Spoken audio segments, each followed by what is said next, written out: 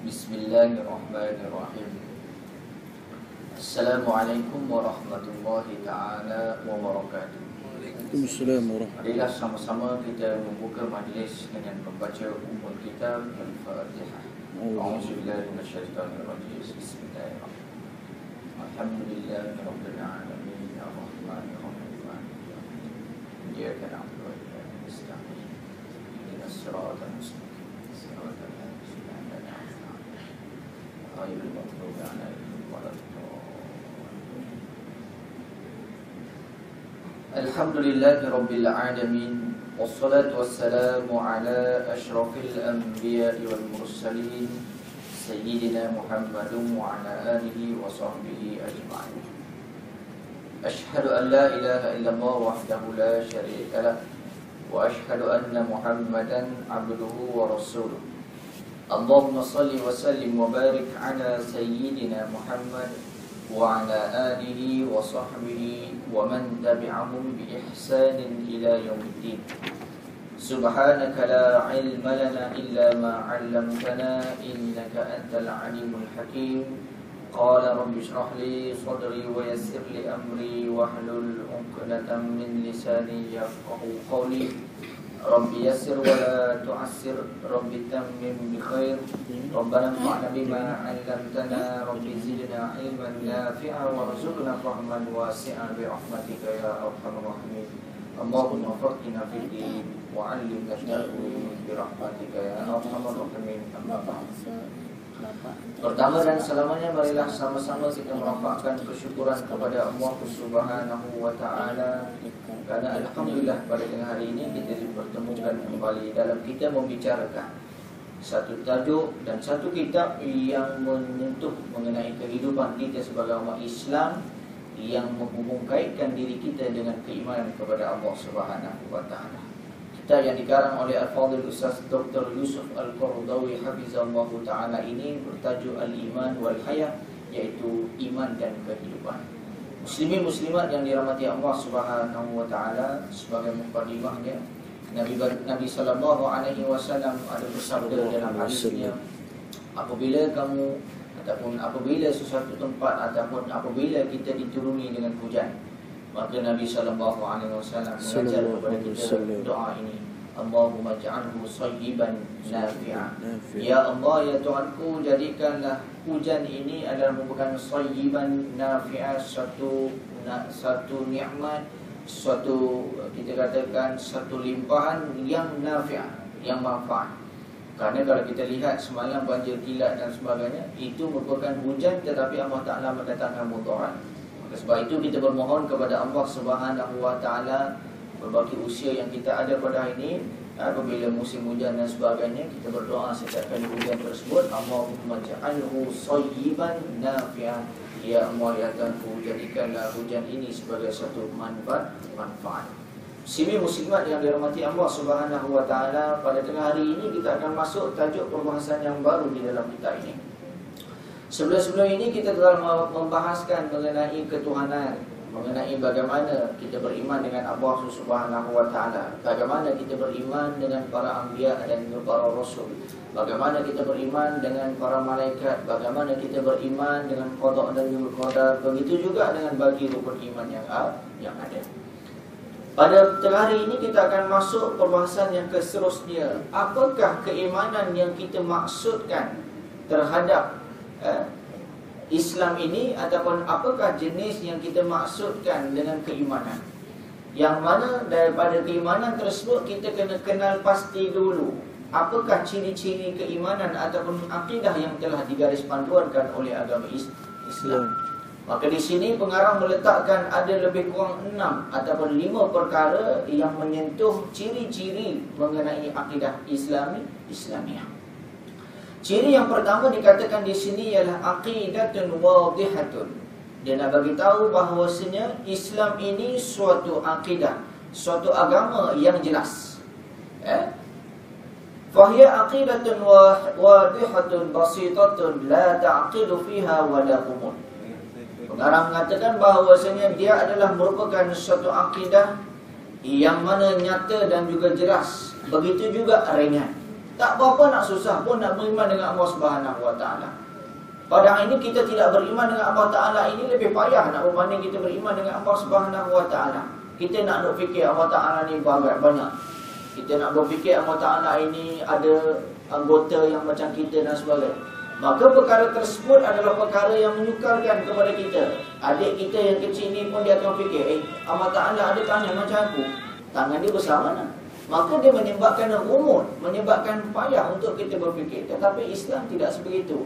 Islam kata laisa kamitslihi syai'un wa huwas sami'ul 'alim.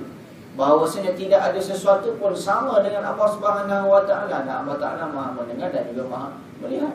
Maka Allah Ta'ala kata, tak akan ada suatu makhluk di atas muka bumi ataupun di alam ini akan sama dengan aku. Maka tak payah fikir.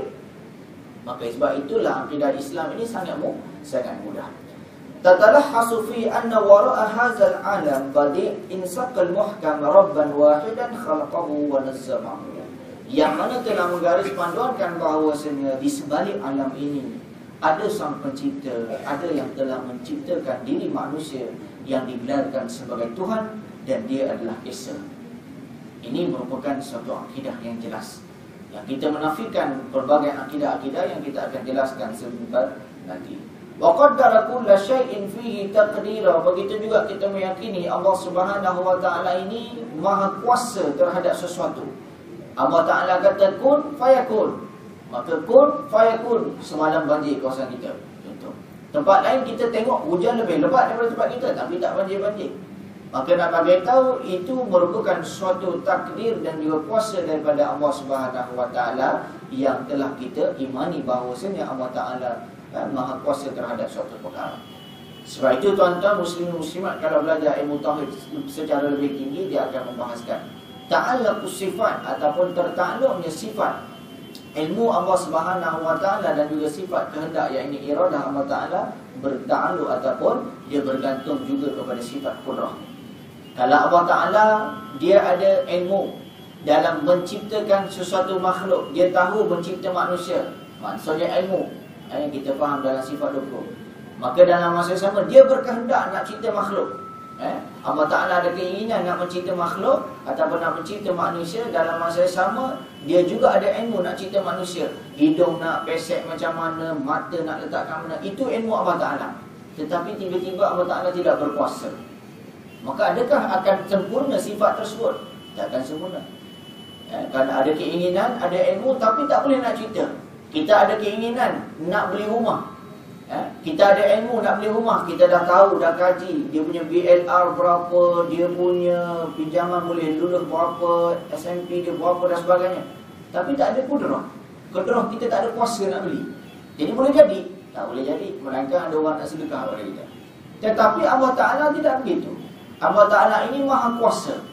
Maka kuasa Allah Ta'ala ini dia akan meliputi dengan ilmu dan juga kehendak daripada Allah Subhanahu Wa Ta'ala. Kalau Allah Ta'ala tidak mahu menciptakan kita, tak menjadi suatu masalah. Kerana itu iradah Allah Ta'ala. Terpulang kepada Allah Ta'ala nak suka ataupun tidak suka kepada diri kita. Dan Tuhan ini wahazal ilah awi rabbi, dan Tuhan ini ataupun Tuhan itu laisa lahu syarik, dan tidak ada padanya syarik, sekutu, wala syabih, dan tidak ada yang menyerupainya, wala sahibah, dan juga tidak ada yang seiring dengannya, wala. Begitu juga dia tidak adalah anak. Ini satu penafian nak bagi tahu bahawasanya Allah Ta'ala ini esa. Tak ada yang nak bantu ataupun tidak ada kita katakan penolongnya, melainkan awliya yang dimaksudkan di dalam Al-Quran itu sebagai mereka yang memperjuangkan agama Allah Subhanahu Wa Ta'ala. Bukannya awliya yang Allah Ta'ala maksud pembantu-pembantu di dalam Al-Quran tersebut nak bermaksud Allah Ta'ala ni tak mampu. Tidak. Tetapi Allah Ta'ala nak bagi tahu itu adalah golongan yang mereka nak melaksanakan agama Allah Subhanahu Wa Ta'ala di atas muka bumi. Surah Allah Subhanahu Wa Ta'ala berfirman dalam surah Al-Baqarah ayat 116, bal lahu ma fis samawati wal ardi kullun lahu qanitun. Allah Ta'ala kata bahkan setiap apa yang ada di bumi dan juga di langit tersebut, semuanya beriman dan juga tunduk kepada Allah Subhanahu Wa Ta'ala. Nak bagi tahu bahawasanya Allah Ta'ala ini satu-satunya merupakan zat Tuhan yang ada di dalam muka bumi ini ataupun di alam ini, yang mana tidak ada keserupaan. Wa hazihi aqidatun wadihatun maqbulah. Inilah akidah yang jelas yang diterima pakai oleh agama Islam. Kerana apa? Kerana Allah Subhanahu Wa Taala sekiranya ada pembantu ataupun kita katakan ada yang serupa dengan Allah Taala, maka dia akan dinamakan sebagai nuqsan, kekurangan bagi Allah Taala. Contoh kita katakan pada hari ini, handset kita ni dah paling canggih, tiba-tiba ada yang lebih kurang canggih dengan handset kita, maka kita katakan akan ada berlaku comparison ataupun akan ada perbandingan. Bila ada perbandingan, sekiranya ada lebih kepada handset kita, maka handset yang kawan lain pula akan menjadi kekurangan. Maka kekurangan tersebut adalah merupakan sifat yang tidak boleh kepada Allah Subhanahu Wa Taala. Sebab itu dia tidak boleh ada syabih, tidak ada kesamaan ataupun ada keserupaan yang ada dalam zat Allah Subhanahu Wa Taala. Maka akal yang sihat dia mengatakan di sini bahawa sentiasa menyatakan Allah Taala ini adalah merupakan tunggal, wahdah, wara'i tanawwu' wal kathrah, yang tidak ada kepadanya al-kathrah ataupun kepelbagaian ataupun tidak ada pelbagaian dalam bab jenis ini. Maksudnya Allah Taala mesti tunggal. Tidak boleh ada Tuhan yang lain selain daripada Allah Subhanahu Wa Taala. Wa yuridu an yurji'al asya' dauman ila sababin wahid. Maka perkara-perkara tersebut kita akan datang kembali kepada sebab yang satu, iaitu sebab Allah Taala. Maka Allah Ta'ala inilah menjadi sebab untuk diri kita wujud pada hari ini. Yang mana dengan menggunakan wasilah mak ayah kita, maka kita wujud pada hari ini. Tetapi Allah Ta'ala adakah dia bersebab? Kewujudan Allah Ta'ala ini mesti ada sebab? Tak ada. Kerana kalaulah Allah Ta'ala ini bersebab, bermaksud Allah Ta'ala ini masih lemah kerana bergantung kepada makhluk yang lain. Tetapi kita mesti bersebab. Saya, tuan-tuan, muslim-muslimat mesti bersebab. Mana tu mungkin tuan-tuan tiba-tiba wujud atas muka bumi sebab tidak ada mak ataupun air. Melainkan anak dua nikah, itu perbahasan yang lain kita nak katakan. Tetapi Nabi Isa AS, dia lahir dalam keadaan tidak ada ayah. Tetapi kita pada hari ini lahir mesti ada mak ayah. Yang mana mak ayah itulah sebab kita lahir di atas muka bumi ini. Yang mana mak ayah kita pula, atuk kepada ataupun nenek kita itu merupakan sebab kepada mak ayah kita lahir. Maka kalau tidak ada atuk dan juga nenek kita, maka kita juga tak ada pada ini. Itu dinamakan sebab. Yang mana sebab tersebut menunjukkan kita ni kekurangan. Kalau tak ada mak ayah kita, kita tak hidup. Maka itulah kita maksudkan sebagai sebab. Kemudian seterusnya pengarang mengatakan falaisa fi aqidati tauhid ma fi aqaid at-tathlis. Dan dia kata bahawasanya tidak ada di dalam akidah yang tunggal ini kita namakan tauhid. Tauhid ni tuan-tuan, apa boleh tuan-tuan? Tauhid ini asal perkataan daripada perkataan bahasa Arab. Wahada yuwahidu tauhidan. Maksudnya mentunggalkan, mengesakan, mensatukan, kita kata nama bahasa lain. Maka sebab itu kita belajar at-tauhid bermaksudnya mengesakan. Kita mengesakan apa? Mengesakan Allah Ta'ala. Mentunggalkan Allah Ta'ala ini satu saja di atas muka bumi ini. Maka dia mengatakan bahawasanya akidah tauhid ini dia tidak ada di dalamnya akidah-akidah yang dinamakan sebagai Trinity, at-tathlis, yang ada dalam agama selain daripada agama Islam. Dia ada Tuhan Mak, dia ada Tuhan Bapa dan juga Tuhan Anak.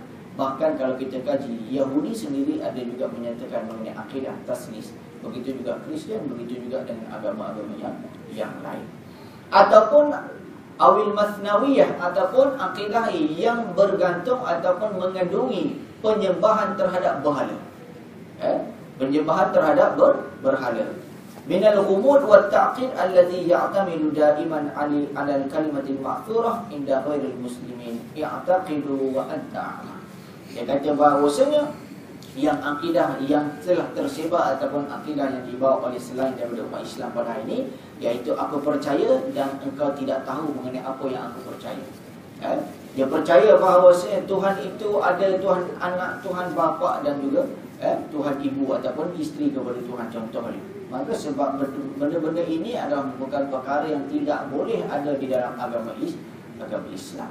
Sebab itu perlu kita nyatakan dan kita jelas kenapa tidak perlu ada perkara-perkara tersebut. Kerana sekiranya ada kepada perkara-perkara kita namakan Tuhan itu ada anak, Tuhan itu ada isteri dan sebagainya, maka dia akan berlakulah penyerupaan terhadap makhluk pada hari ini.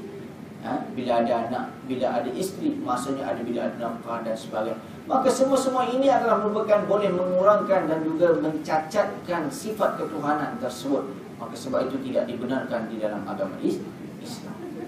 Itu ciri pertama yang ada, iaitu akidah kita jelas. Kita akidah yang tunggal, tidak ada menyekutukan selain daripada Allah Subhanahu Wa Taala, itu tidak ada makhluk yang lebih hebat daripada Allah Taala. Begitu juga dalam bab-bab yang lain. Maka ciri yang kedua pula ialah akidah ini adalah bukan aqidatul fitrah. Dia adalah merupakan suatu kepercayaan. Akidah ini merupakan suatu kepercayaan yang fitrah. Dan sebelum kita pergi jauh, kita nak sebut akidah ni apa? Akidah ini asal perkataan daripada Ain Qaf Dal yang bermaksud mengikat. Sebab itu tuan-tuan, yang angkat itu adalah ikatan. Ikatan ini ialah merupakan simpulan. Sebab itu akidah ini adalah merupakan suatu simpulan al-matin wal-rasikh. Simpulan yang kukuh dan juga kuat, yang mana mengikatkan diri kita bahawasanya al-Islam wal-inqiyad, iaitu kita mengikat diri kita untuk menyerahkan diri kepada Allah Ta'ala dan tunduk kepada Allah Ta'ala. Maka bila kita dah buat consignment, kita dah buat agreement dengan Allah Ta'ala, perjanjian tersebutlah menjadi ikatan dalam diri kita yang kita baca setiap hari. Tak kisahlah kita baca berapa kali, kerana benda itu bukan menjadi suatu kewajiban dalam solat. Apa dia? Kita mengatakan inna solati wa nusuki wa mahyaya wa mati lillahi rabbil alamin. Tuan-tuan, ini perjanjian kita dengan Allah Ta'ala. Kalau kita faham bahasa Arab, kita akan rasa ugrul. Apa dia? Inna solati, sesungguhnya solatku, inna solati wa nusuki, dan ibadahku, wa mahyaya, dan kehidupanku, dan juga wa mamati, dan kematianku ini lillahi rabbil alamin. Maka itu perjanjian kita dengan Allah Subhanahu Wa Taala. Maka itulah akidah, iaitu perjanjian dan juga ikatan kita terhadap untuk kita beriman kepada Allah Subhanahu Wa Taala. Maka akidah ini dia merupakan satu ikatan yang mana bersifat dengan fitrah. Fitrah ni apa tuan-tuan? Fitrah ini ialah suatu perkara yang memang lahir dalam diri kita. Sebab itu fitrah beragama ini dia adalah merupakan suatu perkara yang memang ada terhadap seluruh makhluk. Yang mana seluruh makhluk, khususnya manusia, dia ada fitrah keagamaan yang asalnya mereka ini meyakini bahawasanya Allah Subhanahu Wa Taala ataupun adanya Tuhan di atas muka bumi. Wahia aqidatun laisat gharibatun 'anil fitrah. Dia adalah bukan satu akidah, kepercayaan, keimanan yang bukan menjadi suatu kepelikan, yang bukan menjadi suatu keganjilan mengenai perkara fitrah. Ataupun kita katakan dia bukanlah suatu perkara yang aneh dalam fitrah manusia pada hari ini. Wala munaqadatil laha, dan dia juga tidak berlanggar dengan fitrah. Ini akidah kita. Islam dia adalah merupakan suatu akidah fitrah yang tidak berlanggar dengan kita punya kehidupan dan juga sebagainya. Bukti dia apa tuan-tuan? Tuan-tuan tengok dalam maqasid syar'iyah. Ini orang sebut maqasid syariah, tapi tak jelas apa itu maqasid syariah. Maqasid syariah ini adalah merupakan asas kepada kenapa syarak melaksanakan sesuatu perkara. Kita katakan maqasid syariah yang pertama dinamakan hifzul aqal, menjaga akal. Maka dengan menjaga akal ini terlaksanalah hukum-hukum yang dinamakan bahawasanya dilarang minum arak, dilarang hisap darah, dilarang menyalahguna hisap ganja contoh. Kerana apa? Dia nak jaga akal kita supaya akal kita tidak rosak. Maka itu adalah tujuan syariat dilaksanakan. Okay? Begitu juga maqasid yang seterusnya, hifzun nafsi, menjaga nyawa. Maka Allah Ta'ala sebut wala tulqu bi aidikum ila tahlukah, jangan kamu terjerumuskan, kamu campakkan diri kamu terhadap kebinasaan. Apa dia? Kita buat bukan contoh hari ini kita berlumba, lumba yang boleh menyebabkan kita aksiden dan sebagainya. Maka semua ini adalah merupakan maqasid, tujuan-tujuan sesuatu pensyariatan. Begitu juga hifzul mal, begitu juga hifzul al-araq, jaga harta, begitu juga dengan jaga maruah. Jaga maruah ini pula yang Islam telah meletakkan garis panduan tak boleh berzina. Sebab apa? Dengan zina ini akan menyebabkan nasab keturunan pada hari ini akan jadi rosak. Maka benda inilah yang jadi satu panduan. Maka lima perkara asas ini memelihara diri kita dan tidak berlanggar dengan kehidupan dalam diri kita. Bahawasanya apa yang dilarang tersebut dia adalah merupakan satu perkara yang membawa kepada kehidupan yang sejahtera, bukan menjadikan diri kita semakin rosak dan sebagainya. Sebab itu perlu kita jelas. Dan sebab itu juga saya nak sebutkan di sini bahawasanya Islam pada hari ini ataupun Islam pada asasnya dan juga dasarnya mengharamkan sesuatu perkara tak banyak. Minuman, berapa banyak minuman yang diharam? Arak terutamanya. Kemudian kita katakan minuman yang dicuri. Haram tersebut disebabkan apa? Kita ambil hak orang lain. Begitu juga dengan makanan. Begitu juga dengan sistem-sistem yang lain. Tetapi Islam menghalalkan lebih banyak daripada yang diharamkan. Tapi orang akan kejar juga yang haram. Sebab apa? Sebab satu ketika dahulu saya pernah tanya kepada orang, kenapa orang suka sangat kepada arak? Contoh kita ambil mudah lah, arak. Dia kata sedap Ustaz. Nak buat macam mana sedap? Kita tak pernah rasa, jadi kita pun tak tahu. Tetapi orang yang merasa, dia akan mengetahui. Ada pepatah Arab mengatakan, man la yazuk la yash'ur. Barang siapa yang tak merasai ataupun la yazuk, dia tak merasa zauk tersebut, dia tidak akan ada perasaan. Tidak akan ada perasaan ketika itu. Sama juga pada ini kalau kita lihat orang yang duduk dalam bidang yang bukan dalam bidang kita. Saya bidang agama, tuan-tuan bidang engineering ataupun bidang mekanikal contoh. Hari-hari tengok skru, hari-hari tengok besi. Saya kata dalam hati saya, apa punya orang ni? Tengok besi apa ada? Contoh. Tapi tuan-tuan pula kata, apalah ustaz ni hari-hari buka kitab. Tapi saya lebih suka terhadap perkara tersebut. Itu man la yazuk. Barang siapa yang tak rasa, dia tak tahulah. Perkara tersebutlah menyebabkan kita pada hari ini, kalaulah perkara tersebut kita rasa tetapi perkara tersebut atas dasar keharaman ataupun pengharaman Allah Ta'ala, maka tidak boleh kita guna kaedah tersebut. Kerana dalam dunia pada hari ini bukannya semua benda kita boleh rasa bahawa kita nak ikut. Kita nak rasa ataupun kita kata berzina tu haram. Saya nak tahu juga macam mana berzina tu boleh jadi haram dan kenapa diharamkan. Saya nak berzina dulu. Boleh? Tak boleh tuan-tuan. Kalau macam tu Allah Ta'ala bagi kita rasa duduk neraka dulu. Rasa neraka dulu, lepas tu baru masuk syurga. Boleh gitu. Jadi sebab tu tidak boleh kita nak buat begitu. Itulah kaedah dalam agama kita pada. Bal hiya muntabiqatu 'alaiha an intibaqi miftah al-muhaddith ala qaflihi al-muhkam. Bahwasanya juga akidah Islam ini dia selari dengan apa yang ada dalam kehidupan kita pada hari ini. Ini hebatnya Islam. Islam memelihara akal kita, memelihara kita punya nyawa, memelihara kita punya maruah, memelihara kita punya keluarga, macam-macam perkara tersebut. Perkara tersebut memberikan kepada kehidupan yang baik. Allah Subhanahu Wa Taala berfirman dalam surah Ar-Rum, fa'aqim wajhaka lid-dini hanifa, maka istiqamahlah dirilah kamu ataupun teruskan dalam agama yang hanif, iaitu agama Islam, fitratallahi allati fataran nas 'alaiha, iaitu satu agama yang Allah Taala menjadikan dia satu perkara fitrah di dalam kehidupan manusia. La tabdila li khalqillah. Jangan kita tukar apa yang telah Allah Ta'ala ciptakan perkara tersebut. Zalika dinul qayyim walakinna aktsaran nasi la ya'lamun. Akan tetapi Allah Ta'ala mengatakan itulah agama yang lurus, agama yang telah sempurna. Akan tetapi kebanyakan manusia tidak mengetahui akan perkara tersebut. Ini orang Allah Ta'ala dah jadikan manusia ini dinamakan sebagai seorang lelaki. Elok dah. Ada janggut, tak ada misai, ada misai, tak ada janggut. Tiba-tiba nak berubah pula dengan sifat manusia yang lain dinamakan sebagai perempuan. Sebab apa? Sebab rasa tak puas hati pula. Nak pula teh nak jadi perempuan contohnya. Minta maaf kalau kita sebut. Kerana benda ini la tabdi dari khalqillah. Jangan kita nak ubah apa yang Allah telah jadikan. Seorang guru saya ketika mana saya belajar di sekolah pondok-pondok dulu, dia kata apa? Dia guru matematik tapi seorang imam hafiz. Dia kata apa? Cuba hari ini dia kata kita ubah ciptaan yang Allah Ta'ala telah jadikan. Tuan-tuan ada mata, ada hidung dan sebagainya. Dia ambil contoh mudah, dia pakai kacamata. Ada sahabat kita pakai kacamata pada ni. Cuba ubah kacamata yang pakai macam tu, tuan-tuan pusing pakai macam ni. Terbalikkan saja. Apa pandangan dan juga persepsi manusia ketika itu? Ini kena panggil Tanjung Rambutan.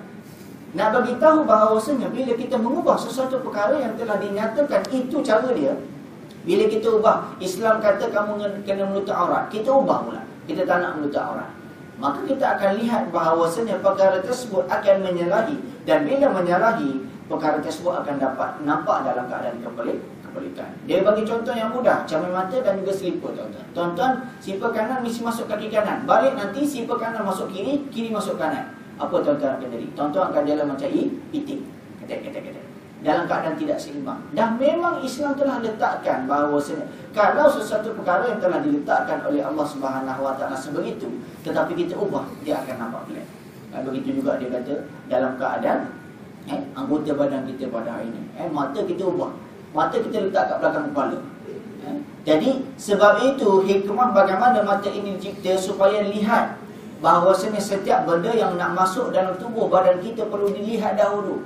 Bila dilihat pula perlu dihidu dahulu. Benda itu elok tak elok, basi tak basi, haram tak haram. Boleh dengar pula bahawasanya makanan ini halal ataupun haram. Maka sebab itu kalau kita lihat hikmah penciptaan panca indera ini, dia duduk dekat kat muka kita banyak. Kecuali panca indera sentuhan kita katakan. Mata kita boleh lihat apa yang kita nak ambil tersebut halal ataupun haram. Hidung kita boleh bau makanan tersebut elok ataupun tidak. Mulut pula untuk kita masuk telinga juga. Sebab itu ini adalah anggota panca indera yang menjadi kepada al-ma'rifah. Apa al-ma'rifah tuan-tuan? Untuk kita mencapai sesuatu maklumat tersebut, kita kena ada penglihatan. Kalau tak ada penglihatan, kita ada deri bau. Kita ada deri bau, deri rasa, kemudian deri dengar dan juga deri sentuhan. Maka deri-deri inilah yang dinamakan sebagai wasilatul ma'rifah, sebagai satu jalan untuk kita mendapat ilmu. Tengok, dulu tak ada Al-Quran Braille. Dulu tidak pernah dibahaskan mengenai deri sentuhan ini boleh mencapai ilmu. Tapi hari ini tuan-tuan, kuasa Allah Ta'ala, yang mana jari ini kita boleh, ataupun mereka yang diberikan nikmat ataupun ditarik nikmat untuk mata tersebut, dia boleh kenal ini alif lam mim hanya dengan menggunakan dari sentuhan. Nah, bagi tahu bahawa dari sentuhan ini dia boleh membawa kepada makrifah ataupun pengetahuan. Begitu juga hadis yang diriwayatkan oleh baginda Nabi SAW, kullu mauludin yuladu 'alal fitrah. Nabi kata, setiap kelahiran tersebut dilahirkan dalam keadaan fitrah, iaitu ay 'alal Islam. Dia memang dilahirkan dalam keadaan dia nak cenderung kepada agama Allah SWT. Wa innama abawahu yuhawwidanahu, akan tetapi bergantung kepada ibu bapanya sama ada nak menjadikan anak tersebut menjadi Yahudi, au yunassiranahu, ataupun nak jadikan dia sebagai seorang Nasara, au yumajjisanahu, ataupun nak jadikan dia sebagai seorang Majusi. Nak bagi tahu bahawasanya, sebab itu kalau tuan-tuan belajar dalam falsafah akhlak al-Islamiyah, di dalam Islam meletakkan bahawasanya manusia pada asasnya nak jadi orang baik. Semua manusia dilahirkan dalam keadaan asasnya nak jadi orang baik. Dah ustaz, macam mana boleh jadi tidak baik pada hari ini? Itulah yang dinamakan sebagai nafsu yang diutuskan oleh Allah Subhanahu Wa Taala. Untuk apa? Liyabluwakum ayyukum ahsanu amala. Nak uji di antara kamu ini siapa yang terbaik. Maka Allah Ta'ala kirimkan nafsu, Allah Ta'ala kirimkan syahwat, Allah Ta'ala kirimkan makhluk, ataupun Allah Ta'ala kirimkan pelbagai dugaan dalam mengimbangkan sama ada Yazid ataupun yang kurus saja. Apa dia tuan-tuan? Yazid ini iman kita semakin naik saja, ataupun iman kita akan semakin menurun dari masa ke semasa. Maka sebab itu falsafah akhlak Islami yang menyatakan di sini, manusia pada asasnya nak jadi orang baik. Mana ada tuan-tuan, ada ke dalam dunia pada hari ini, siapa yang duduk dalam hospital pada hari ini, lahir-lahir anak tersebut dah jadi jahat. Lahir saja wek terus begitu kajang orang, terus pergi mencuri. Tak ada tuan-tuan. Kerana lahirnya anak tersebut, dia lahir dalam keadaan fitrah. Bahkan kalau kita lihat pada hari ini, anak tersebut dia boleh jadi tidak baik dan juga sebagainya selepas berlaku tempoh kanak-kanak tersebut. Kerana kanak-kanak ketika itu dia akan melihat dan menilai. Bila dia melihat dan menilai, dia mula meniru. Bila melihat meniru, maka dia akan melaksanakan. Bila dia laksanakan, dia akan rasa seronok. Kemudian pada usia selepas remaja masuk kepada kepemudaan, dia akan mula menurun balik. Kerana apa? Ketika itu akalnya sudah matang. Sebab itu Islam meletakkan akil balik itu sebagai satu neraca untuk dilihat kembali bahawasanya dia boleh menerima agama ataupun tidak. Sebab itu mukallaf tersebut Islam letakkan yang pertama mesti berakal, yang kedua mesti balik. Kerana balik tersebut dia boleh membezakan suatu perkara, dia boleh memikirkan suatu perkara. Mumayyiz ni lain pula. Mumayyiz ni membezakan di antara satu perkara ataupun membezakan di antara baik dan juga buruk. Tetapi balik ini dia boleh fikir. Dia fikir bahawa saya kenapa aku perlu sembahyang dan sebagainya. Sebab itu kalau kita lihat dalam hadis Nabi SAW, Nabi sebut apa dia? Ajarlah, didiklah anak kamu sembahyang seusia dia umur 7 tahun. Sedangkan kalau kita lihat dalam mazhab, kalau kita ambil dalam mazhab Syafi'i menyatakan 15 tahun baru boleh, ataupun kita boleh, ataupun pentaklifan tersebut jadi. Tak. Tetapi kenapa Nabi pesan dia pada umur 7 tahun? Nabi kata ajar kepada anakmu umur 7 tahun solat.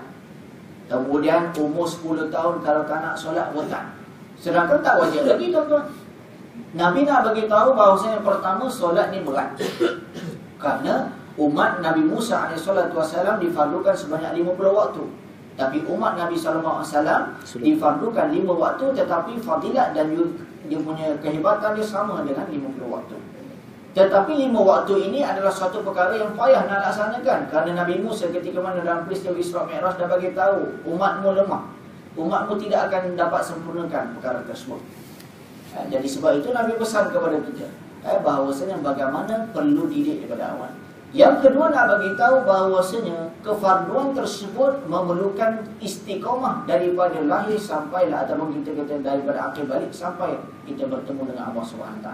Nak istiqamah tersebut perlukan kepada praktikal dan juga perlukan kepada praktis dahulu. Maka sebab itu Nabi kata ajar umur 7 tahun, umur 10 tahun sebab. Kalau degil sebab. Sebab apa? Nak beritahu bahawasanya lepas ini dah menjadi satu tanggungjawab. Umur 15 tahun tanggungjawab terhadap diri sendiri. Sekarang ni masih dalam tanggungjawab kita. Nak beritahu beratnya perkara tersebut sampai Nabi pesan daripada awal. Maka di sini fadalla ala anna al-Islam huwa fitratullah. Maka di sini menyatakan Islam ini merupakan satu fitrah daripada Allah Subhanahu Wa Taala yang telah digunakan. Fala yahtaju ila ta'sir min al-abawain. Yang mana dia tidak memberi kesan daripada ibu ayah. Itu yang Raihan kata, iman itu bukanlah satu pewarisan. Raihan katakan bahawa kepala Raihan kata apa? Iman tidak dapat diwarisi, kan? Kerana iman dalam Islam dia tidak akan diwarisi. Mak ayah saya tok guru, insya-Allah saya masuk syurga. Boleh gitu? Tak ada, tuan-tuan. Nabi sendiri sebut dalam hadis bahawasanya lan yadkhula ahadukum. Nabi kata tidak akan seseorang itu masuk dalam syurga Allah Taala disebabkan dia beramal. Itu sebab beramal, tuan-tuan. Kita ambil mafhum mukhalafah, mafhum ataupun kefahaman di sebalik itu. Kalau mak ayah kita ini seorang tok guru alim macam mana sekalipun, tetapi kita sendiri tak beramal, jangan harap masuk syurga. Nabi kata tidak akan masuk seseorang itu syurga Allah Ta'ala disebabkan amalan. Itu Nabi kata. Dan kalau kita kata pada hari ini anak tok guru boleh masuk syurga, belum tentu, tuan-tuan. Kerana itu adalah merupakan amalan dia, bukannya amalan daripada tok guru kita ataupun daripada ayah dia. Sebab itu Islam ini dia bukan suatu pewarisan. Mak ayah saya beriman, saya insya-Allah lah beriman gitu. Kerana kita lihat contoh yang paling terdekat para anbiya. Berapa ramai Nabi kalau kita lihat anaknya tidak beriman kepada Allah Subhanahu Wa Taala. Nabi Hud alaihissalam berdakwah 1000 tahun, tuan-tuan. 1000 tahun yang masuk Islam, yang mengikut dia berapa orang? 83 tahun, 83 orang saja.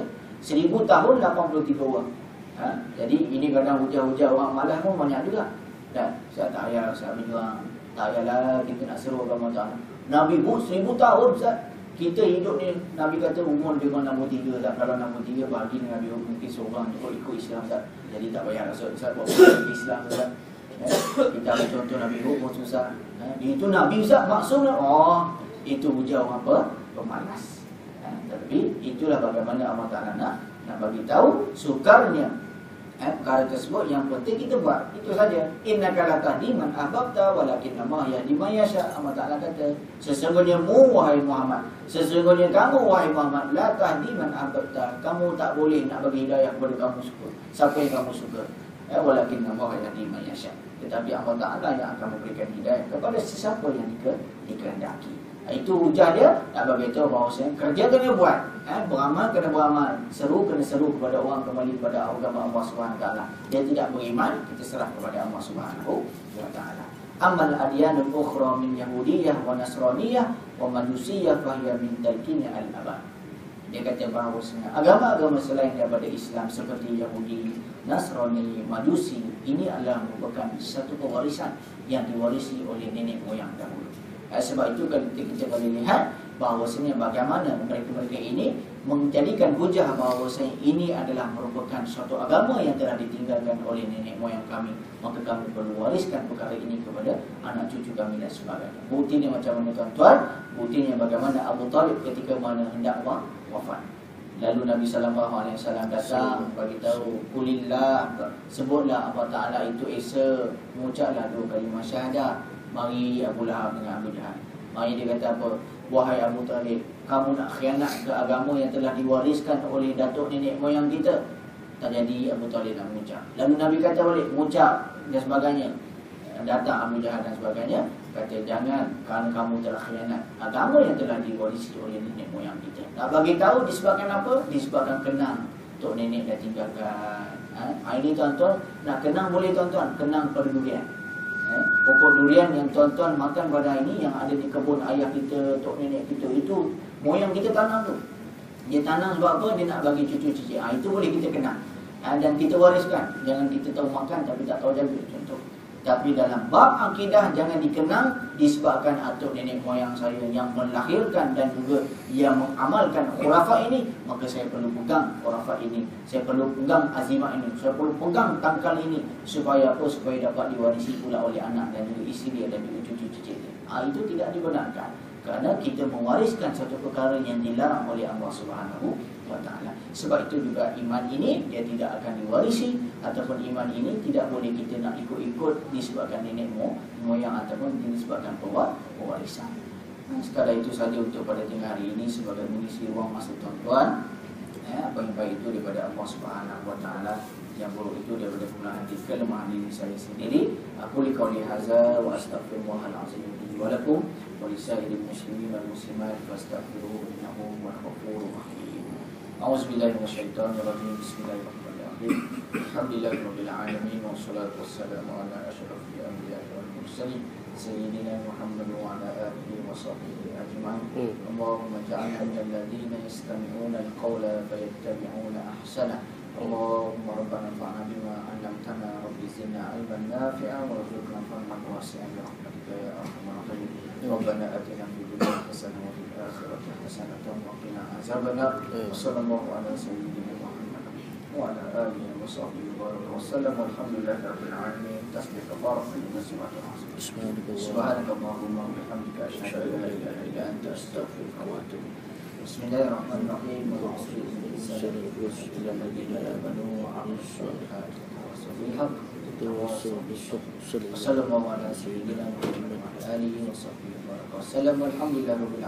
Assalamualaikum warahmatullahi wabarakatuh.